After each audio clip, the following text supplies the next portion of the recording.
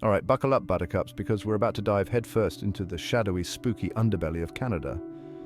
So if you're brave enough to join me, we're about to embark on a chilling road trip across that great white north.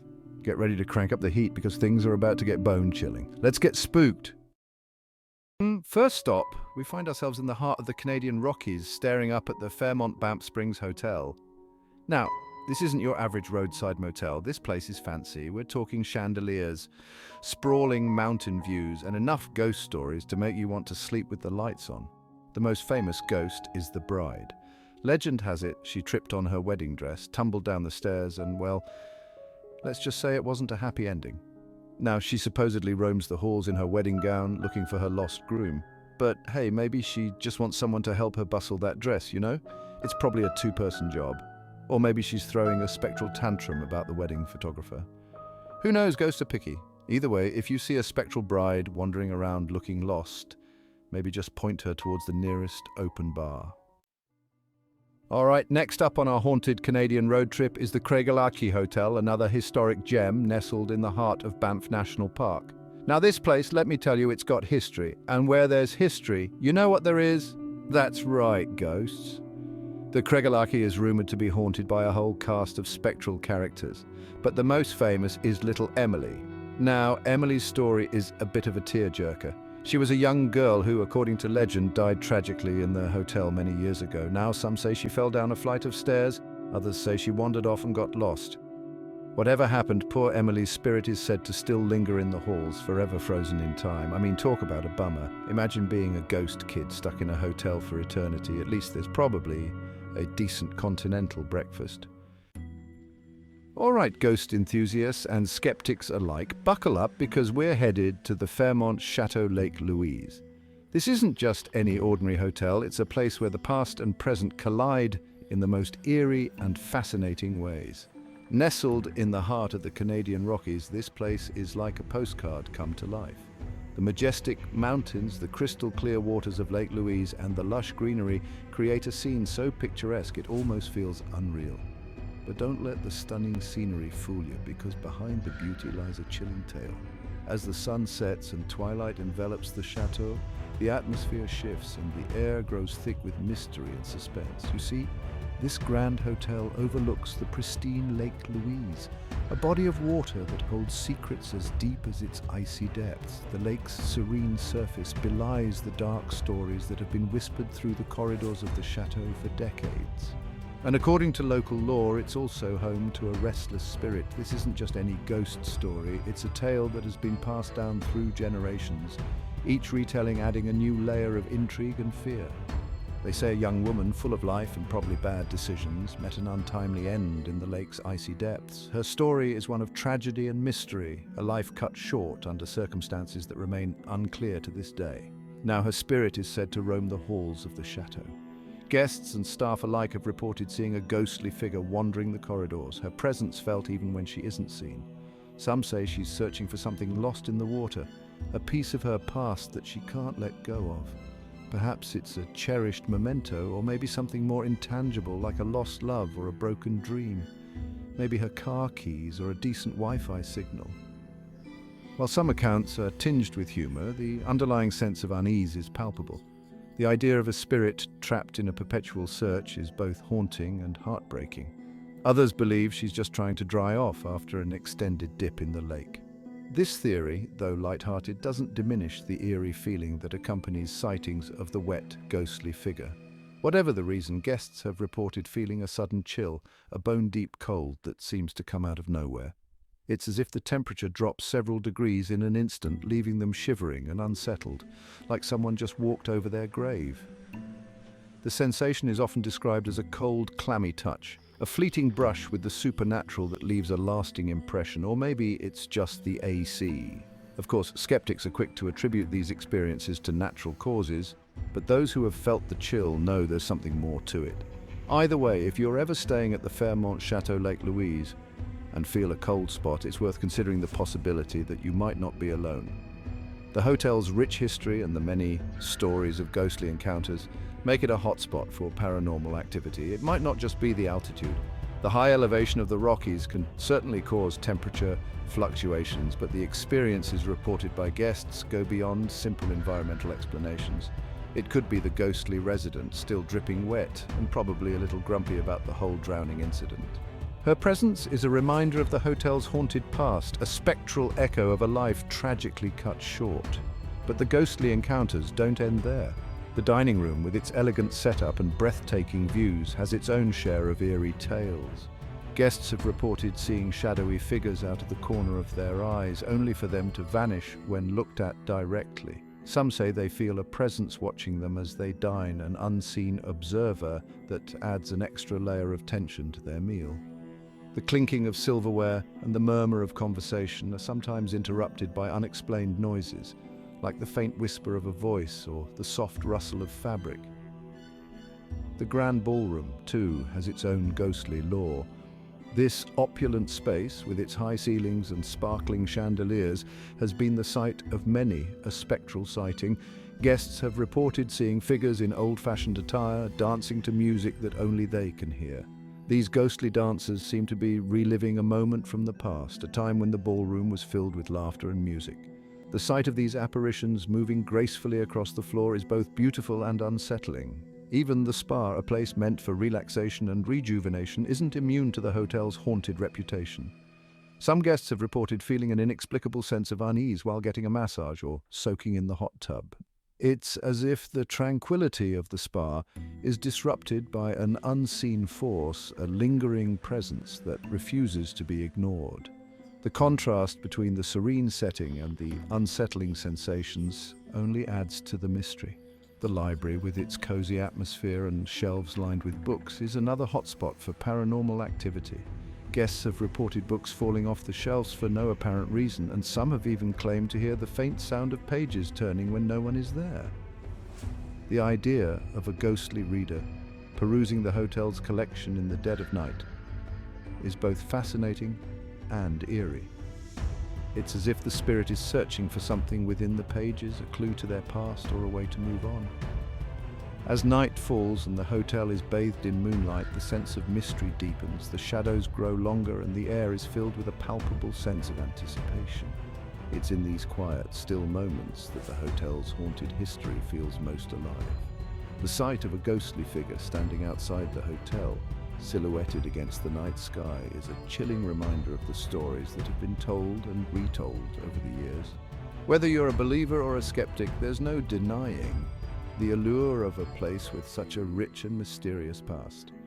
So the next time you find yourself at the Fairmont Chateau, Lake Louise, take a moment to appreciate the beauty and the history of this remarkable place. And if you happen to feel a sudden chill or catch a glimpse of something out of the corner of your eye, remember that you might just be sharing your stay with a ghostly resident. After all, in a place as enchanting and storied as this, the line between the living and the dead can sometimes blur, creating an experience that's as unforgettable as it is spine-tingling. All right, folks, pack your bags and your ghost hunting gear because we're heading to the west coast of Canada. This time, we're checking into the Empress Hotel in Victoria, British Columbia. This place is so fancy, even the ghosts probably wear monocles. Built in 1908, this grand dame has seen it all: royalty, celebrities, and probably a few ghosts along the way.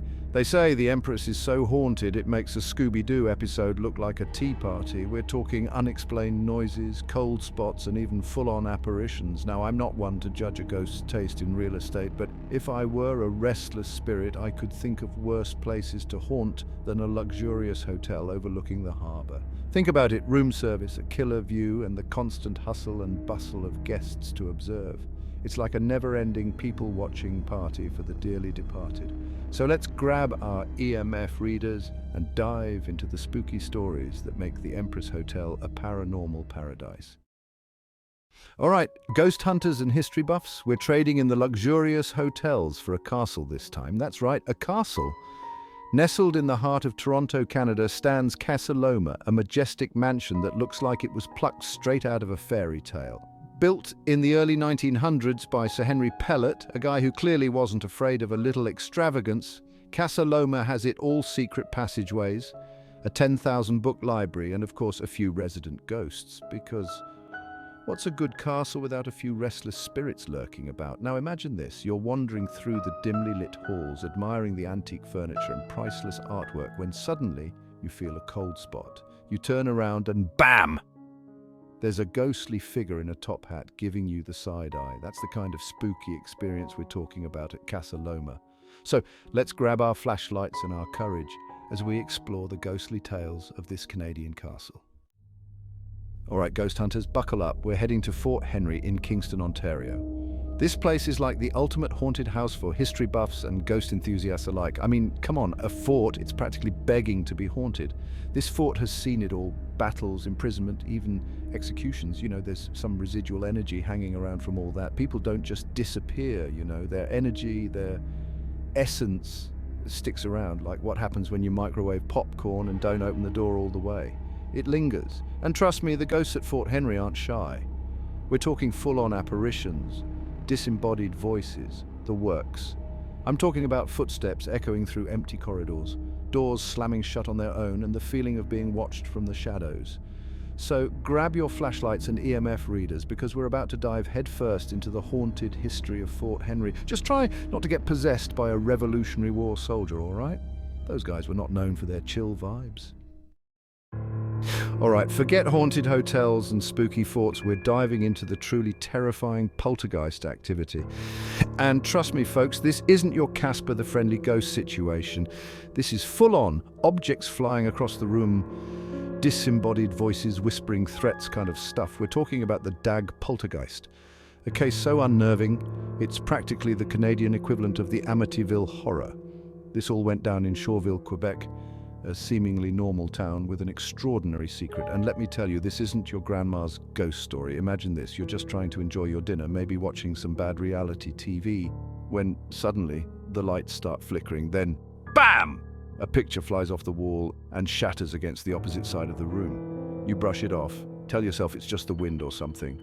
But deep down you know something's not right. That's just a taste of what the poor Dag family had to endure. They experienced a full-blown poltergeist invasion, and it wasn't pretty. It's like having a roommate from hell, but instead of stealing your leftovers, they're flinging furniture around and making your blood run cold. The Dag poltergeist case began in 1889, and it quickly became the talk of the town. The Dag family, consisting of George and Susan Dag and their children, were just an ordinary family living in Shawville. They lived in a modest farmhouse, which would soon become the epicenter of unexplainable events. It all started with small, seemingly harmless occurrences. Objects would move on their own, and strange noises could be heard throughout the house. At first, the family tried to ignore these events, hoping they would go away on their own. But the activity only escalated, becoming more violent and frequent. Mirrors shattered, furniture was overturned, and the family began to fear for their safety. The Dag family was living in constant fear, unsure of what would happen next. Word of the haunting spread quickly, and soon the entire town was buzzing with rumors and speculation. Curious onlookers and skeptics alike flocked to the Dag house, hoping to catch a glimpse of the paranormal activity. Some even brought religious artifacts, believing they could ward off the malevolent spirit. Priests were called in to perform exorcisms, but their efforts were in vain. The poltergeist activity continued unabated, leaving the family and the town in a state of perpetual fear. The Dag family documented their experiences in a diary, detailing the terrifying events that plagued their home. George Dag, a practical man, was initially skeptical of the supernatural explanation. He sought logical explanations, but as the events grew more bizarre, he had no choice but to accept the reality of the haunting. Desperate for answers, the Dag family reached out to paranormal investigators. One such investigator, Dr. Thomas Hamilton, took a keen interest in the case. Dr. Hamilton spent weeks at the Dag house, meticulously documenting the phenomena. His notes and sketches provided a detailed account of the poltergeist activity, adding credibility to the family's claims. Despite his extensive research, Dr. Hamilton could not find a rational explanation for the events. The haunting eventually subsided, but the Dag family was left forever changed by their ordeal. The Dag poltergeist remains one of the most well-documented and chilling cases of paranormal activity in Canadian history. Today, Shawville is a quiet town, but the legacy of the Dag poltergeist lives on. Visitors and locals alike still speak of the haunting, and the Dag House has become a point of interest for paranormal enthusiasts. Books and articles have been written about the case, keeping the story alive for future generations. Whether you believe in the supernatural or not, the story of the Dag poltergeist is a fascinating glimpse into the unknown. So, the next time you find yourself in Shawville, take a moment to remember the Dag family and their harrowing experience. And who knows, maybe you'll catch a glimpse of something otherworldly yourself. All right, folks, we're trading in our ghost hunting gear for some fire retardant suits. Today, we're diving into a world where the flames of the past still flicker in the shadows of the present, because we're heading to Rankin Inlet, Nunavut, to investigate the haunted fire hall. This isn't just any fire hall, it's a place steeped in history, mystery, and a touch of the supernatural. And let me tell you, this place is hotter than a 5-alarm chili cook-off. The stories that come out of here are enough to make even the most seasoned ghost hunter break a sweat. We're talking about a fire hall where the sirens wail without reason and shadows dance without a source. Imagine the eerie feeling of hearing those alarms blare in the dead of night, knowing there's no fire to fight. Now, you might think firefighters are a brave bunch, and you'd be right. These men and women face danger head-on every day, running into burning buildings when everyone else is running out. But even the bravest among us get a little spooked when the paranormal comes knocking. It's one thing to face a fire you can see and feel, but it's another to confront the unseen forces that lurk in the shadows. Imagine being on duty, ready to face any earthly danger, only to be confronted by something that defies explanation. The flicker of a shadow, the sudden chill in the air, the feeling that you're not alone even when you know you should be. This fire hall, it's seen its share of tragedy. Built decades ago, it's a place where history and heroism intersect. The walls are lined with plaques and photos, each one telling a story of bravery and sacrifice. It's witnessed the aftermath of devastating fires, the loss of innocent lives, and the heroic sacrifices of those who rushed into danger when everyone else was running away. These walls have absorbed the echoes of those tragic events, and some say those echoes never truly fade. So it's no surprise that some say those souls never truly left. The spirits of fallen firefighters and victims are said to linger, their presence felt in the cold spots and unexplained noises that fill the hall. They say the energy of those events, the fear, the sorrow, the courage, it all gets absorbed into the very walls of a place. Over time, that energy can manifest in ways that defy logic and reason. And in a fire hall, a place that's witnessed so much life and death, well, let's just say the energy can get a little intense. The air feels thicker, the shadows seem darker, and every creak and groan of the building takes on a new, sinister meaning. The firefighters here have their own stories to tell. Late at night, when the calls are few and the station is quiet, they gather around to share their experiences. Tales of ghostly apparitions, phantom footsteps, and the feeling of being watched are common. One firefighter recalls a night when he was walking through the darkened hallways, his flashlight cutting through the gloom. He felt a sudden chill and saw a figure at the end of the hall, only for it to vanish when he approached. Another tells of finding ghostly handprints on the windows of the fire trucks, prints that appeared out of nowhere and couldn't be wiped away. These experiences leave even the most skeptical firefighters questioning what they know. The history of the fire hall is rich and storied. Old photographs show groups of firefighters from decades past, their faces stern and resolute. These images serve as a reminder of the hall's long legacy of service and sacrifice. Logbooks filled with handwritten entries detail past fires and rescues, each one a testament to the bravery of those who served. But among the records of heroism are also mentions of strange occurrences, unexplained events that hint at the hall's haunted nature. The memorial wall stands as a solemn tribute to those who gave their lives in the line of duty. The names etched into the plaques are a stark reminder of the ultimate sacrifice made by these heroes. Some believe that their spirits remain, watching over the hall and those who serve within it. Sudden drops in temperature, cold breezes that come out of nowhere, and the feeling of being watched are all common experiences here. These phenomena add to the hall's eerie reputation and make it a place of both respect and fear. Modern technology has only added to the intrigue. Thermal cameras have captured ghostly figures that can't be explained. and audio recordings have picked up voices when no one was around. These pieces of evidence add to the growing belief that the fire hall is indeed haunted.